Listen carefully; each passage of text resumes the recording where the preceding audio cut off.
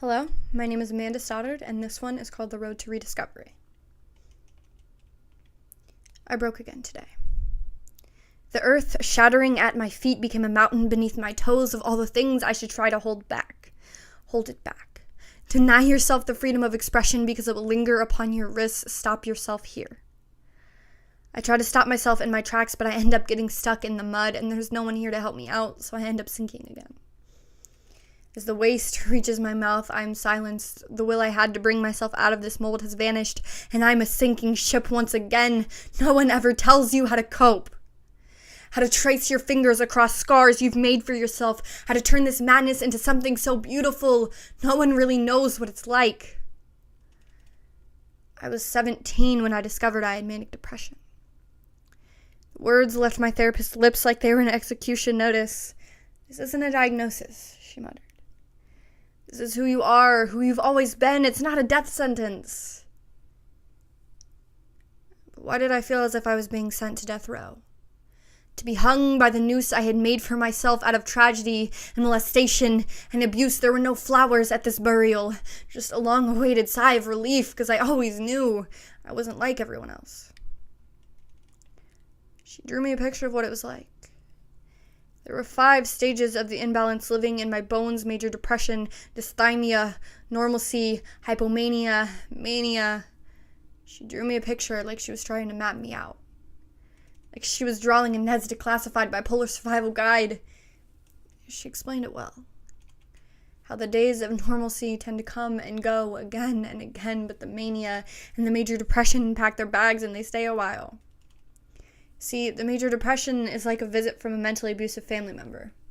They make a point to tell you what the fuck is wrong with you when you already know. You tell yourself the same things every day, but the mania is like the fun aunt that buys you beer and tells you it's okay to fuck whoever you want. Get that piercing, dye your hair, who gives a fuck? The world is yours, and the endorphin high you're on, that's your best fucking friend. That's the aunt you wish you could be, and sometimes they take you out on dinner dates. They tell you how horrible you are and remind you of all the things you have to be worried about. They fill your head with nonsense and anxiety. They convince you life would be better without you. Then you remember what the mania feels like. When it's just the both of you bonding over ice cream and spending too much money on things you don't really need. You never want her to leave. Mania is why most people don't get help, she said. Mental illnesses are like actual illnesses. They're a chemical imbalance in your brain, and you don't tell someone with diabetes, "Oh, hey, just think your insulin is fine," and it will be. It doesn't fucking work like that. See, the norepinephrine ran away when I was young, and the lack thereof decided to hang out with serotonin. They became best friends, so I became the third wheel, and suddenly they both just stopped coming around altogether. I found a journal from when I was 7. It said, "I don't want to be here anymore."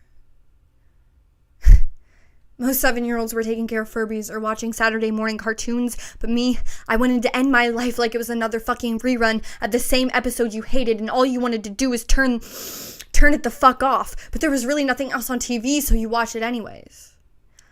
Idly sitting there as you're hating every second. But I'm still alive. And these hands have dealt with more than just cuts and pill bottles that became empty, with mania that became worse. Staring blankly at this page she drew for me. Mapping out my mania like it's Roller Coaster Tycoon. I think I'll call it Avalanche, because ever since I was labeled as having manic depression, I've been climbing my battles ever since. Even though some days they try to fight back. There was a word to express the way that I was feeling, and a map to show it. I felt like when I was young and I led Dora to the correct place, all because of a map guiding her to her destination. My therapist gave me the map. She drew my way into understanding, and I haven't found my way home quite yet. But at least I know where the fuck I'm going.